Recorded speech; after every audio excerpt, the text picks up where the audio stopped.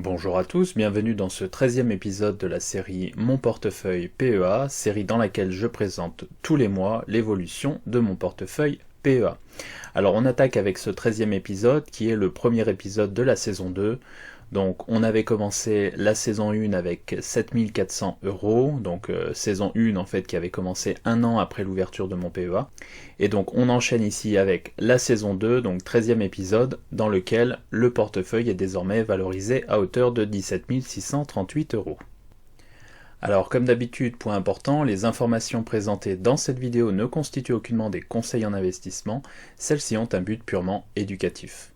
Par ailleurs, le portefeuille présenté dans cette vidéo n'a pas vocation à être répliqué, celui-ci correspondant à des facteurs, c'est-à-dire un profil d'investisseur, un horizon d'investissement et une approche spécifiques à l'auteur de cette vidéo. Enfin, tout investissement boursier implique des risques, dont le risque de perte partielle ou totale de l'investissement de départ. Il est donc primordial que vous fassiez votre propre analyse avant d'investir en bourse. Alors, comme on peut le voir ici, donc le portefeuille est présenté en date du 6 janvier 2021. On peut voir que celui-ci est valorisé à hauteur de 17 638 €, que le solde d'espèces est de 964 €.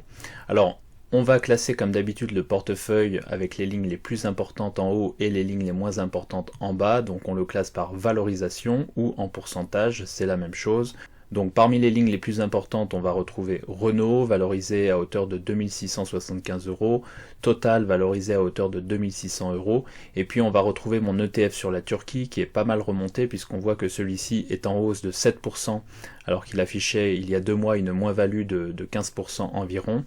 On voit qu'ensuite on va trouver les lignes Danone, Maison du Monde, Eutelsat Communications, et BIC, et donc toutes ces lignes sont des lignes dont la valorisation est supérieure à 1000 €. Et puis on va retrouver de plus petites lignes comme Fontaine Pajot, Kinepolis, Inat Pharma, mon ETF sur les bancaires européennes, AB InBev ou encore Accor. Alors je vais présenter les deux entrées de ce mois, donc je vais en parler juste après. Ce qu'on va faire très rapidement, c'est qu'on va regarder un peu les plus-values ici, donc plus-value latente. Et on voit qu'en fait on a des actions qui sont fortement remontées. Vous savez que j'étais bien positionné sur les valeurs cycliques. Et donc quand on regarde un peu parmi les valeurs que j'ai en portefeuille, on va retrouver Renault qui affiche une plus-value latente de 27%. On va retrouver ici Maison du Monde qui affiche une plus-value latente de 46%. On va retrouver Fontaine Pajot avec une plus-value latente de 82%. Kinepolis, plus-value latente de 51%. Ou encore l'ETF sur les bancaires européennes, plus-value latente de 41%, AB InBev, plus-value latente de 30%, et enfin Accor, plus-value latente de 36%. Alors, on va tout de suite passer au fait marquant du mois. Le premier fait marquant, c'est un rendement mensuel encore élevé du portefeuille, avec une hausse de celui-ci de 5,5% au cours du mois de janvier, donc présentation du mois de janvier pour le mois de décembre, et après une hausse de plus 27% en décembre, donc lors de ma vidéo de présentation du mois de décembre, qui en fait représentait la hausse du mois de novembre. Donc on observe une continuation de la hausse, donc hausse très élevée du portefeuille mais aussi des marchés au cours du mois de novembre et au cours du mois de décembre, et donc cette hausse est due à la poursuite de la rotation sectorielle, c'est le deuxième point marquant, c'est-à-dire que on a une rotation sectorielle en faveur des valeurs cycliques et au détriment de certaines valeurs de croissance, même si globalement le Nasdaq continue à très bien performer. Donc au niveau des prises de position, j'ai procédé à une entrée sur Ontex, donc Ontex avec une triple optique, donc première optique turnaround, c'est-à-dire que je pense que l'entreprise a les moyens de se redresser dans les trimestres et années qui viennent, donc Ontex c'est potentiellement un slow grower mais orienté sur les émergents.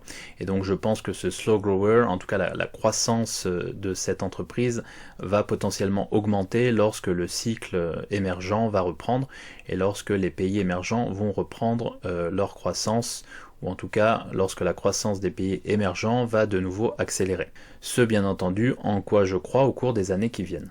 Et puis je suis également entré sur SMCP, donc là c'est pareil, on a une optique de turnaround, donc au redressement potentiel de l'entreprise à venir. Alors c'est d'autant plus valide si la reprise économique se fait jour d'ici la fin de l'année 2021, on verra si ceci se produit. Turnaround sur un fast grower, c'est-à-dire que SMCP est une valeur de croissance, valeur de croissance en tout cas au niveau du chiffre d'affaires, avec des ratios de valorisation totalement corrects en tout cas à ce stade. Donc c'est-à-dire que si l'entreprise est capable de se remettre en tout cas de la crise et est capable de ne pas sombrer, alors je pense que celle-ci sera en mesure de générer des profits intéressants à l'avenir. Avec là également un focus sur les pays émergents et en particulier sur la Chine, puisque SMCP essaye de se développer fortement en Chine. Alors on retourne au portefeuille ici et donc on va voir les deux prises de position que j'ai effectuées au cours du mois de décembre. La première c'est sur Ontex puisque j'ai procédé à l'acquisition de 50 actions et la deuxième c'est sur SMCP, je viens d'en parler puisque j'ai procédé ici à l'acquisition également de 50 actions.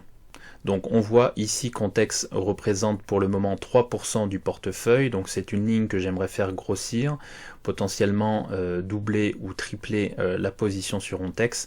Et puis on a une ligne ici SMCP, alors beaucoup plus spéculative, beaucoup plus risquée, même si Ontex est une ligne également risquée. Donc SMCP, ligne beaucoup plus risquée, avec ici pour le moment un poids de 1,4% du portefeuille.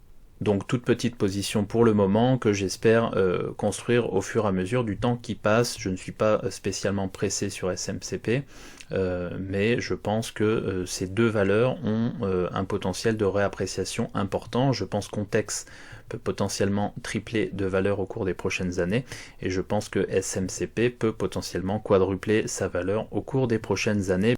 Bien entendu, pour SMCP, ça dépendra en particulier de la vigueur de la reprise économique. Alors ce que je vais faire maintenant, c'est que je vais très rapidement présenter les deux sociétés que j'ai entrées en portefeuille au mois de décembre.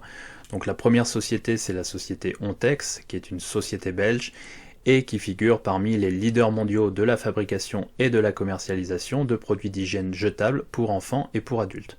Alors concrètement, Ontex fabrique des produits d'hygiène pour bébés, ça représente 60% du chiffre d'affaires, des produits d'incontinence, qui représente 30% du chiffre d'affaires, donc un peu à la manière d'une entreprise comme Coloplast, qui est une très belle entreprise, soit dit en passant, et puis des produits d'hygiène féminine qui représentent pour le moment 10% du CA, avec, comme on le voit ici, un focus sur les pays émergents, notamment en Amérique latine, en Afrique, en Asie, et puis on voit que l'entreprise est également présente en Amérique du Nord, au Mexique, etc.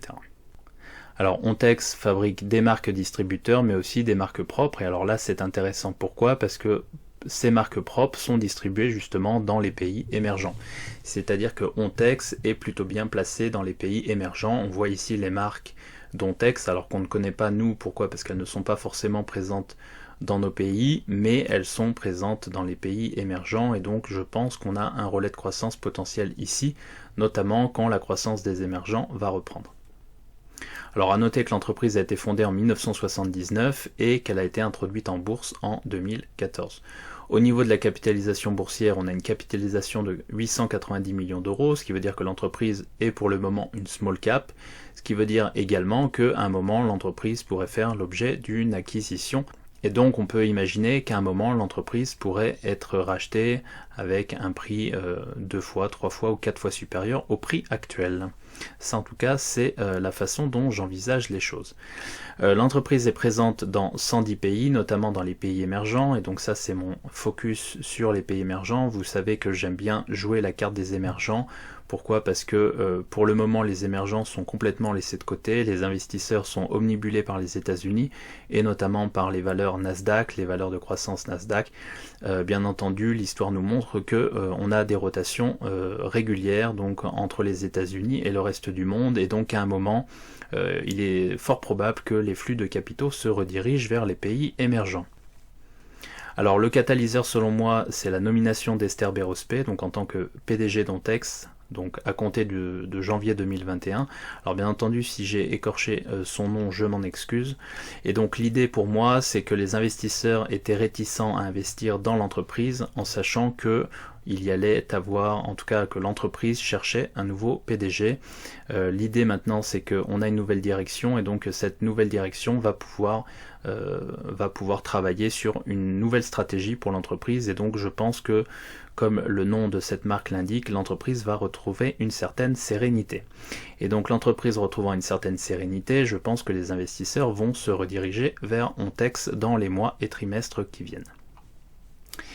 Alors, si on regarde les chiffres un peu plus en détail, donc je suis allé me procurer des chiffres, j'ai oublié de mettre la source ici, mais les chiffres proviennent de unclestock.com, donc le screener payant que j'utilise. Donc Ontex a un taux de croissance annuel des bénéfices au cours des 5 dernières années de moins 8%, donc on le voit, croissance des bénéfices en baisse. Alors ceci s'explique en partie par un effet de change défavorable, et ça j'aurai l'occasion d'en parler juste après.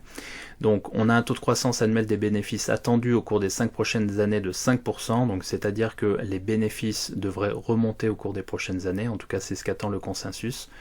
On voit que le ROIC annuel au cours des 5 dernières années est de 5%, ce qui est un ROIC moyen, pas exceptionnel mais pas non plus trop mauvais. On voit que le return on equity annuel est au cours des 5 dernières années de 8,4%, donc c'est un ROE tout à fait correct.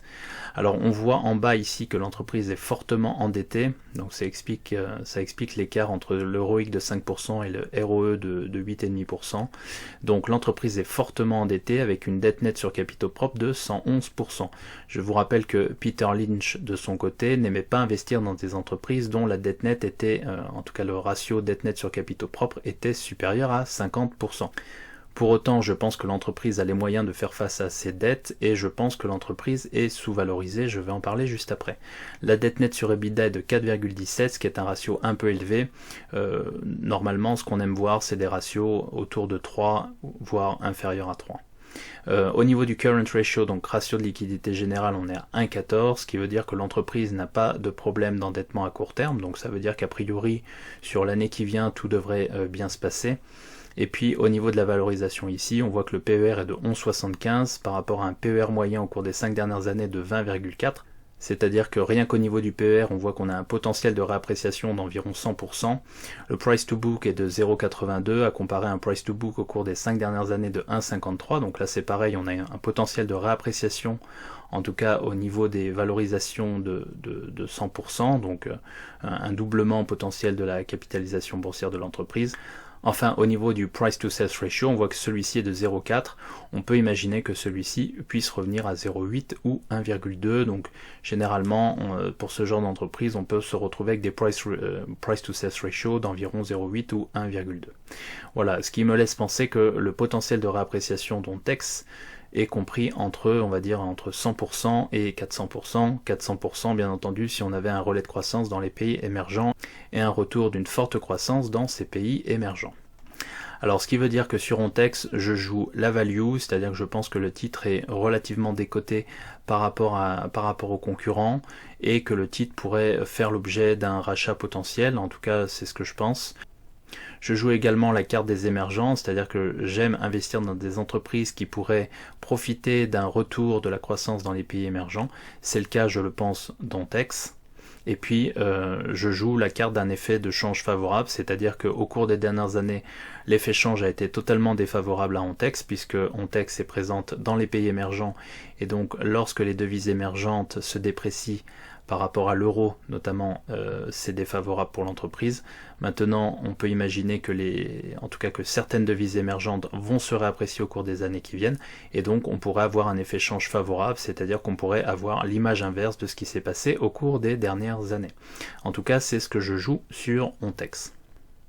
Alors, on va passer ici aux raisons techniques de mon entrée sur Ontex. Alors, je fais référence à un message que j'ai reçu de Claire et que je remercie d'ailleurs au passage, qui m'a demandé dans un message, donc c'était lors de la vidéo du mois de décembre, si possible d'expliquer en fait les raisons techniques à chaque fois que j'entrais, donc expliquer ce que je voyais pour expliquer pourquoi je rentrais sur telle ou telle valeur. Alors comme vous le savez, j'ai à la fois une approche fondamentale et une approche technique. Vous savez également que j'occulte la macroéconomie, c'est-à-dire que j'ai une approche de type bottom-up, c'est-à-dire que je regarde la qualité intrinsèque des entreprises et je regarde moins l'activité macroéconomique. Et j'essaye moins d'anticiper la macroéconomie. Pourquoi ? Parce que j'estime que à partir du moment où on a trouvé de bonnes entreprises, il est fort probable que celles-ci se réapprécient dans le temps. Autre élément important, je regarde les ratios de valorisation, donc j'ai une approche à la fois value sur des valeurs value et j'ai une approche GARP sur des valeurs de croissance. Donc là on est plutôt sur une approche value pour Ontex, donc ce qu'on voit ici techniquement, et donc ça c'est pour répondre à Claire, ce qu'on voit ici techniquement c'est qu'ici on avait un triple sommet, formation en triple sommet au sein d'un triangle descendant, qu'on pouvait calculer un objectif en cas de cassure par le bas de ce triangle. ou de ce triple sommet, c'est la même chose. Donc ce qu'on pouvait faire ici, c'est reporter la hauteur du sommet le plus élevé sur la zone de cassure ici. Donc c'est ce que j'ai fait ici. On pouvait calculer un objectif en bas. On voit que cet objectif a été atteint, c'est un premier élément important. On voit que l'action évolue depuis 2017 dans un canal baissier. Donc on a une zone de résistance en haut ici en noir et une zone de support en bas ici. Et on voit que l'action est en train de se déplacer en direction de sa zone de résistance ici. Alors tout ceci est plutôt baissier, pour autant on a différents éléments qui m'invitent à penser que la baisse sur Ontex est sur le point de se terminer. Alors quand je dis sur le point de se terminer, c'est à horizon plusieurs mois, plusieurs trimestres. Ça ne veut pas dire qu'on ne peut pas avoir une rechute ici.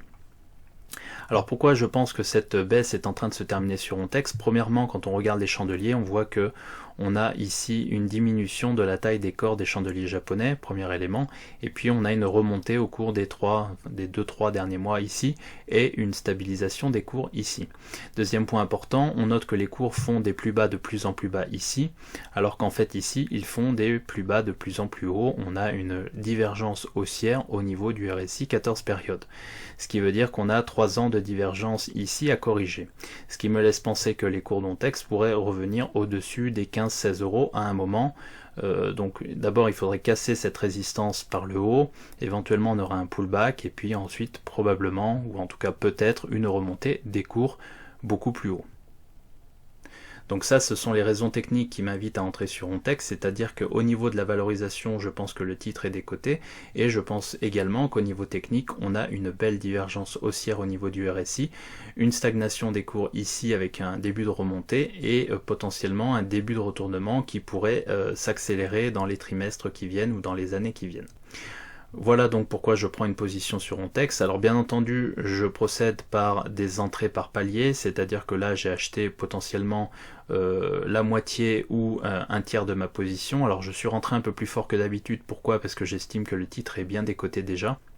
Donc je suis rentré avec une position un peu plus importante que d'habitude. Pour autant, si jamais le titre venait à redescendre dans la zone des 9 €, je serais ravi de compléter ma position, ma ligne. Si le titre venait à casser par le haut, j'attendrai bien entendu une consolidation ensuite pour compléter ma ligne. Alors je passe également au titre SMCP que j'ai également entré en portefeuille, donc début janvier. SMCP se spécialise dans les vêtements de luxe accessibles pour hommes et pour femmes. Alors là c'est un segment qui m'intéresse, le luxe accessible. Pourquoi? Parce qu'on n'a pas énormément de concurrence dans ce segment. Le titre SMCP en fait correspond à 4 marques, la marque Sandro, la marque Maje, Claudie Pierlot et De Fursac. Alors Sandro représente 49% du CA, Maje 37% du CA et Claudie Pierlot et De Fursac représentent 14% du chiffre d'affaires.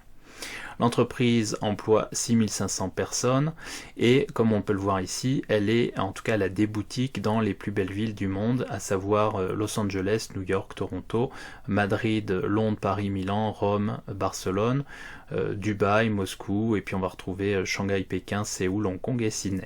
Donc c'est vraiment une marque qui essaye de se positionner dans les beaux, en tout cas dans les beaux quartiers, dans les belles villes de ce monde.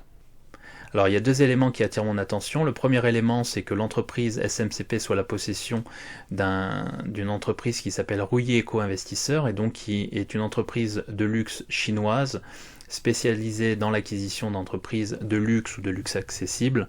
Et donc ce qui s'est passé avec cette entreprise récemment, c'est que celle-ci a fait défaut sur sa dette.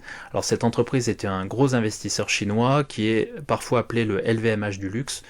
Et donc le fait que cette entreprise ait fait défaut sur sa dette a impacté très négativement l'entreprise, en tout cas le cours de bourse de SMCP. Pourquoi? Parce que l'entreprise n'est pas forcément en mesure de pouvoir venir en aide à SMCP. Ceci étant, la capitalisation boursière de SMCP étant extrêmement faible actuellement, on peut penser que si celle-ci venait à, en tout cas si la valeur de celle-ci venait à encore baisser, qu'on pourrait éventuellement retrouver des acheteurs. Ça, c'est le premier élément important. Le deuxième élément important, c'est que les fondateurs de l'entreprise possèdent encore 7,4% du capital. Et donc, on peut penser qu'ils feront tout ce qui est en leur pouvoir pour pouvoir préserver l'entreprise. Alors je ne l'ai pas marqué ici, mais la capitalisation boursière de SMCP est d'environ 300 millions d'euros. Donc ça veut dire que c'est une small cap, et ça veut dire que si jamais un investisseur voulait se positionner pour acheter SMCP, l'entreprise ne lui coûterait pas extrêmement cher, d'autant plus que Rouillé Eco-Investisseurs avait racheté l'entreprise il y a quelques années, de mémoire en 2016, pour 1,3 milliard d'euros. Alors très rapidement, quelques ratios de valorisation sur SMCP. Donc là encore une fois, j'ai oublié de mettre la source, donc je m'en excuse. La source, c'est tout simplement mon screener payant qui est unclestock.com.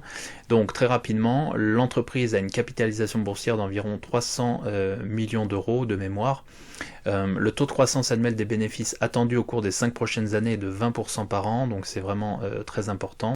On voit que le ROIC et le Return on Equity au cours des 5 dernières années sont relativement faibles, autour de 3-4%, ce qui est relativement logique pour une petite entreprise en phase de croissance, en pleine croissance.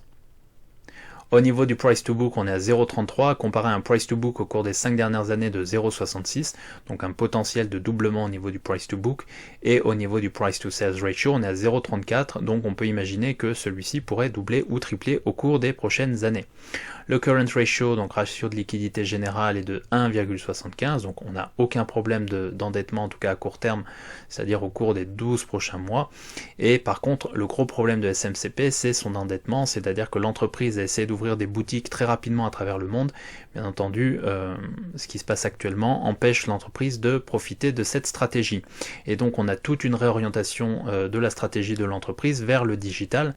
Et donc comme le digital n'est pas encore très développé chez SMCP, on peut penser que l'entreprise, en tout cas les résultats de l'entreprise, vont bénéficier de ce changement de stratégie en direction du digital. Donc au niveau de la dette, effectivement c'est l'un des problèmes de l'entreprise.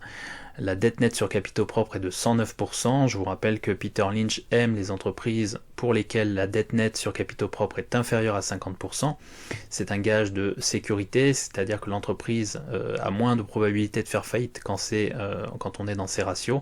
Au niveau de la dette nette sur EBITDA, on est à 10,2, ce qui est totalement énorme. Généralement, je vous rappelle qu'un ratio de dette nette sur EBITDA autour de 3 est un ratio jugé normal et correct. Donc pour résumer très rapidement pour SMCP, on a une entreprise à très forte croissance qui a su croître très rapidement au cours des dernières années, qui est impactée par la situation actuelle et dont le propriétaire a fait défaut sur sa dette en Chine. Et donc potentiellement SMCP est une valeur qui ne pourra pas être aidée en cas de faillite. En tout cas, c'est ce que pense le marché. Je pense le contraire, c'est-à-dire que je pense que SMCP pourrait faire l'objet d'un rachat, et je pense également que SMCP sera en mesure de faire face à sa dette et de redresser les ratios qui sont ici. Bien entendu, lorsqu'on investit dans SMCP, on investit dans la croissance de l'entreprise, et donc c'est-à-dire qu'on croit en cette croissance future, on croit au relais de croissance qui est évoqué notamment en Chine, et donc jouer SMCP, c'est aussi jouer les émergents, et notamment la Chine. Et enfin, investir dans SMCP, c'est une façon d'investir dans un positionnement intéressant qui est le luxe accessible, et dans lequel, en tout cas qui est un segment dans lequel on a peu de concurrence pour le moment. Alors en ce qui concerne les raisons techniques de mon entrée sur SMCP, on voit ici qu'en fait on a un cours de bourse qui est passé de 25 à 3, donc 2,95 pour être précis, en quelques mois, puisqu'on voit que le cours en juin 2018 cotait environ 25 € et qu'on est tombé ici en mars 2020 à 2,95 €. Alors on voit deux choses intéressantes ici. Premièrement, c'est un resserrement des moyennes mobiles, c'est-à-dire qu'on a une volatilité qui se resserre. On le voit ici au niveau des bandes de Bollinger, c'est-à-dire qu'on a des bandes de Bollinger qui se resserrent. C'est-à-dire que la volatilité du titre n'est plus extrême en ce moment, c'est ce qu'on voit ici, donc on a retrouvé un certain calme sur le titre. Et puis on a un deuxième aspect, c'est la formation d'un triangle ici qui pourrait potentiellement être un triangle de retournement, c'est-à-dire qu'on pourrait voir le titre sortir par le haut ici, éventuellement consolider ensuite, et puis repartir de l'avant ensuite, donc dans les années qui viennent. Le deuxième élément intéressant ici, c'est qu'on a une sorte de double bottom ici, avec potentiellement ici une tasse avec anse, donc double bottom ici, On a une ligne de coût en haut que je n'ai pas tracée, mais on a une ligne de coût en haut ici. Et puis on a potentiellement ici la formation d'une tasse avec anse. Alors on pourrait imaginer une cassure par le haut, ce qui pourrait nous renvoyer dans la zone des 9 € environ. On voit également au niveau du RSI 14 périodes que celui-ci est sorti de sa zone de triangle. On le voit ici, j'avais tracé un triangle. Donc on a cassé la résistance ici, on est venu prendre appui sur cette zone de résistance avant de repartir de plus belle. Ce qui me laisse penser qu'en fait, on pourrait à un moment retracer ici, donc soit sur la zone de support en bleu ici, soit sur la zone de résistance un peu plus bas ici, qui pourrait éventuellement correspondre ici à la cassure par le haut de la zone de résistance, puis au retest ensuite. Il est très difficile de savoir ce qui va se passer. Pour autant, on a des éléments intéressants ici. Donc sur SMCP, mon idée c'est de construire ma position. Si jamais on revient en bas de ce triangle, je serais ravi de compléter ma position, de compléter ma ligne. Et puis si on casse par le haut, mon idée c'est de compléter ma ligne sur le pullback si jamais un pullback se produit, avec l'idée que SMCP pourrait valoir 2 fois, 3 fois ou 4 fois la capitalisation boursière actuelle. Alors je passe très rapidement à la présentation des lignes que j'ai en portefeuille, donc à ma Google Sheet. Je vous rappelle qu'elle est accessible sur le site épargne-investissement-et-patrimoine.fr ou épargne-investissement-et-patrimoine.fr. Donc vous pouvez consulter le site internet, vous pouvez avoir accès à cette spreadsheet pour regarder l'évolution du portefeuille. Je vous rappelle que je mets à jour celui-ci 48 heures après mes prises de position. On voit que pour le moment, le portefeuille affiche une plus-value latente de plus 15,65% depuis le lancement, donc c'est-à-dire depuis le lancement au 1er janvier 2019. Donc je vous laisserai regarder tout ça en détail si vous le souhaitez. On peut voir ici que je n'ai procédé à aucune vente au cours du mois de décembre, donc il n'y a pas de ligne supplémentaire ici. Et puis alors pour ceux qui veulent accéder à cette Google Sheet, je vous ai mis le lien ici, vous allez sur le site internet donc épargne-investissement et patrimoine.fr, vous cliquez sur cette page, vous aurez accès, donc ici vous cliquez sur mes portefeuilles puis portefeuille PEA, et puis vous allez avoir accès à cette page, vous entrez votre adresse email et vous pouvez accéder à ma Google Sheet. Bien entendu, pensez à mettre cette page en favori, comme ça vous n'avez pas à rentrer votre adresse email à chaque fois. Bien entendu, si vous avez oublié de le faire, vous pouvez de nouveau entrer votre adresse email sans problème. Alors je continue ici avec la présentation du versement des différents dividendes. Vous voyez que au mois de décembre, je n'ai touché aucun dividende. Vous voyez qu'au mois de janvier, j'attends un dividende de 47,60 €. Donc ça, c'est ma position sur Total. Et vous voyez que le montant total des dividendes attendus sur l'année est de 426 €, ce qui représente un rendement sur coût du portefeuille de 2,8%. Donc vous avez ici le versement des dividendes, comme à chaque fois, la répartition des dividendes sur l'année, et donc je mets à jour ce tableau régulièrement dès que j'entre un titre en portefeuille. Comme on peut le voir ici, Ontex et SMCP ne versent aucun dividende.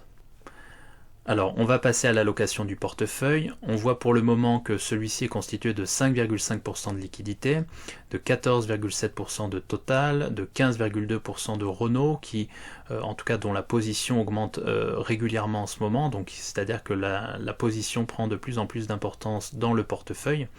On a également 12,7% de l'ETF Lyxor PEA Turquie, 9,6% de Maison du Monde, 10% de Danone. On va retrouver également 6% de Telsat, 5,9% de BIC, 5,3% de Fontaine Pajot qui a pas mal augmenté également, 3,1% d'Inat Pharma, 3,1% d'Ontex, 1,4% de SMCP, 1,7% d'AB InBev, 1,7% de Lyxor Eurostock Banks, donc un ETF sur les bancaires européennes, et puis 3,3% de Kinepolis. Alors je termine ici par l'allocation à la Peter Lynch. On a ici la liste des valeurs, donc parmi les fast growers on va retrouver Fontaine Pajot et Inat Pharma, parmi les cyclicals on va retrouver Total, Maison du Monde et Accor. Vous voyez que j'ai sorti Publicis du portefeuille, ça c'était au mois de novembre, donc j'en ai parlé dans ma vidéo du mois de décembre. On va retrouver 3 turnarounds, donc Renault, Ontex et SMCP, en gardant à l'esprit que Ontex est une valeur plutôt de type slow grower et SMCP est une valeur de type fast grower. Donc fast grower en difficulté actuellement. On va retrouver un asset play, donc Kinepolis, on va retrouver 2 stalwarts, Danone et AB InBev, et puis on va retrouver 2 slow growers, à savoir Eutelsat et BIC. Je vous rappelle qu'à terme, mon objectif est d'avoir 40% de fast growers en portefeuille. J'en ai pour le moment 10%, ce qui est totalement insuffisant. Donc à moi de chercher de trouver des fast growers intéressants. Pour l'instant, je n'en trouve pas, en tout cas pas à des prix intéressants. J'ai pour objectif d'avoir 20% du portefeuille en stalwarts. J'en ai pour le moment ici 14,5%. Et puis l'objectif est ensuite d'avoir 20% de cyclicals. J'en ai 31% plus Renault dans les turnarounds. Bien entendu, ça c'est mon focus sur les valeurs cycliques en ce moment, puisque je pense que ce sont les valeurs les plus intéressantes d'un point de vue value notamment. Voilà, j'espère que cette vidéo vous a plu. Si c'est le cas, n'hésitez pas à mettre un pouce bleu. Et si vous ne l'avez pas encore fait, je vous invite à vous abonner à la chaîne. En attendant, je vous dis à très bientôt pour de nouvelles vidéos. Allez, merci.